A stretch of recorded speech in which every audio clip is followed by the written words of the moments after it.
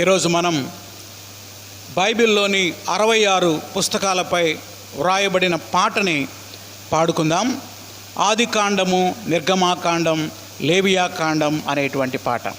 మొదటిసారి వినండి, రెండోసారి నాతో కలిసి పాడండి.